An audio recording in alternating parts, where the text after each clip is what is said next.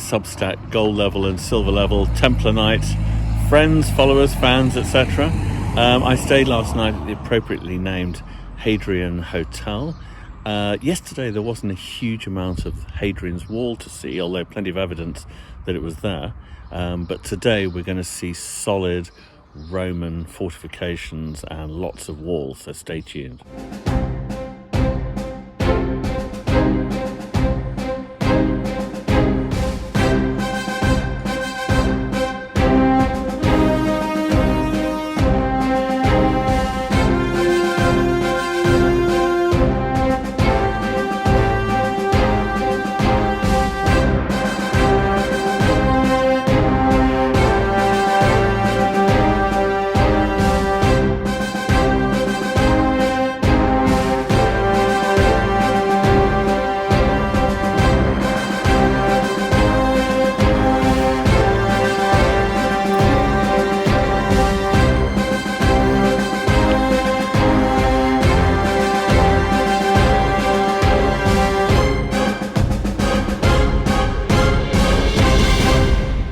This is Chester's Roman fort here, and it's where an Asturian cavalry regiment was based. That is a regiment from the north of Spain, valued for their horse skills.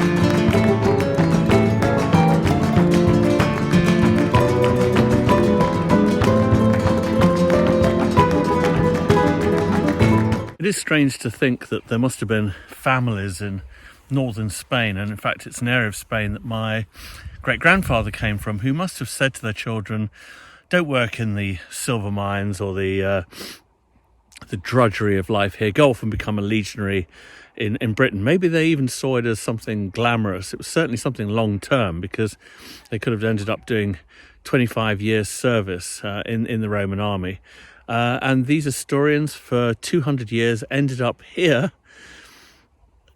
in what seems like the middle of nowhere. But they ended up here at the very northernmost tip of the Roman Empire, defending the realm of the Caesars.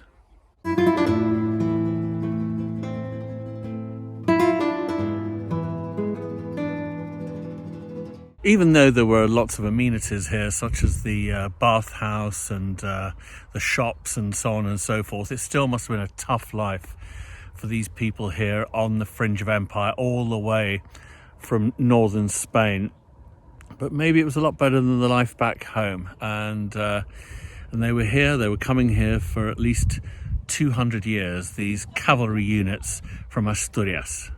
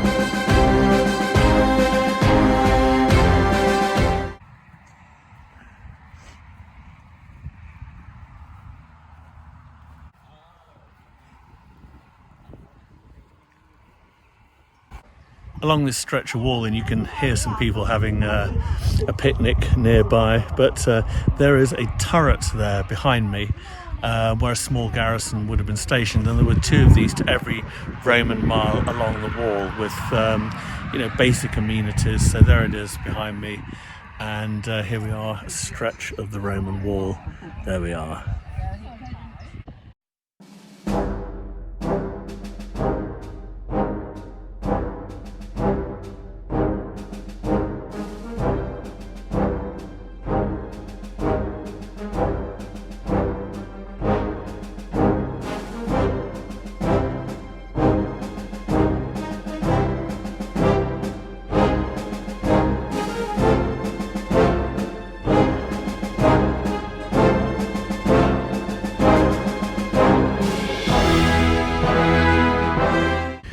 Being followed by cows in the British countryside.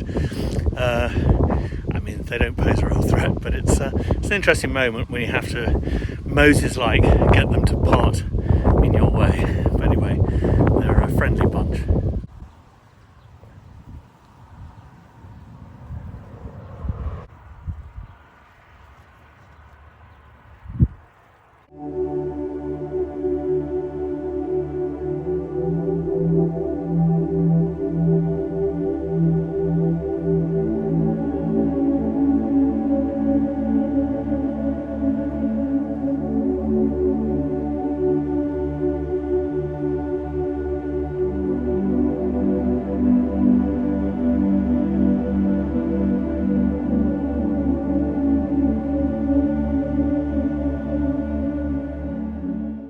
So here in the middle of the British countryside in Northumbria, you have a temple to Mithras, and there are the altars behind me here.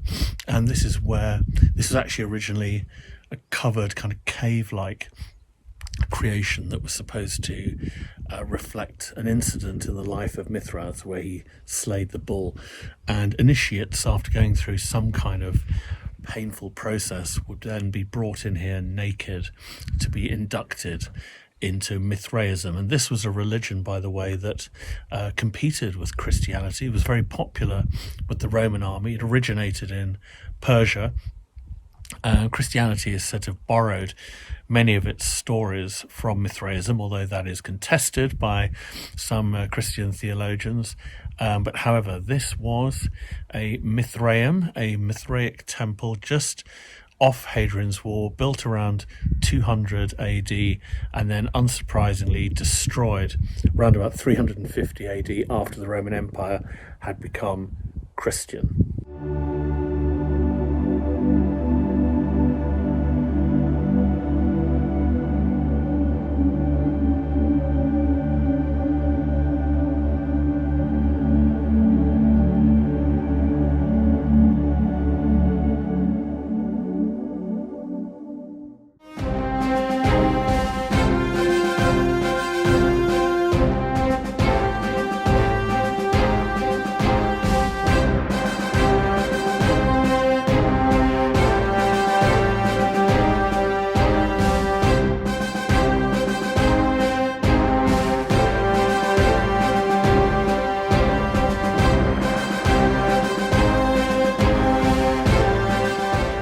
Somewhere underneath this much later construction here, where these, I don't know if you can see, but these sheep are grazing, was originally a Roman mile castle, but as so often happens, the material was reused either for agricultural reasons or to build some kind of medieval building or fortification. So it's very hard to kind of make out that this was once a Roman mile castle, but it was.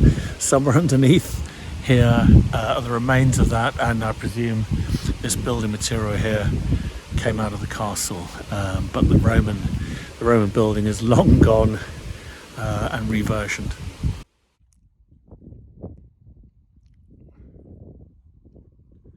That's turret 34A behind me there. It wasn't called 34A at the time, that's what archaeologists call it, and it was built as part of the original wall under the Emperor Hadrian.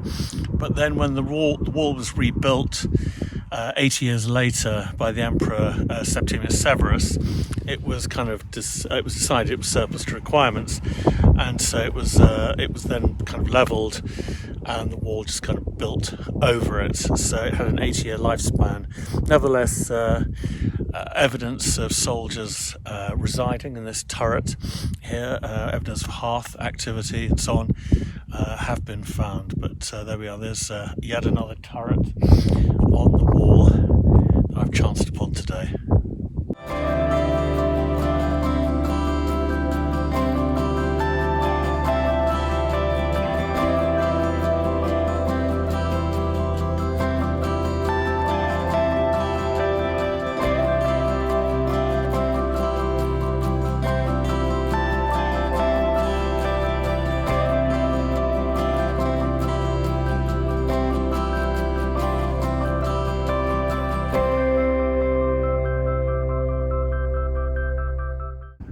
To get an idea of how the Romans used the landscape, here you have the wall, and then you can see the ridge along which the wall was built. I don't know, you don't get a really good idea of here the drop below, but that's a significant drop down there. So the wall, as it were, it is constructed along the crest of this ridge, and it creates clearly a natural defence in addition to the wall itself, and then whatever nasties the Romans put down there.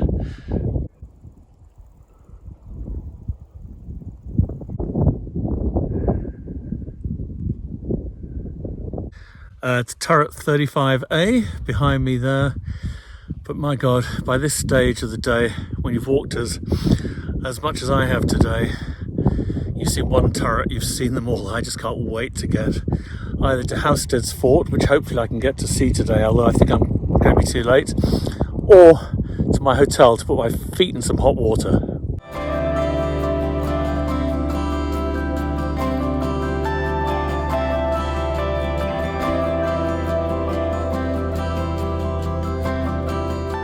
Well, this is journey's end for today anyway. This is Houstead's Roman Fort behind me here.